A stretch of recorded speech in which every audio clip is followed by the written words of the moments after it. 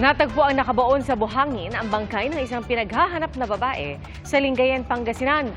Ayon sa pulisya, maaaring crime of passion ang motibo sa krimen.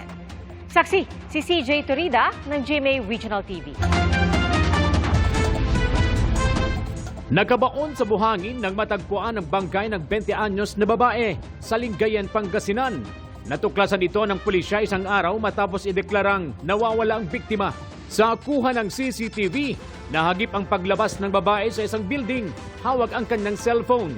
Nakikita namin, sinusundo siya ng boyfriend niya.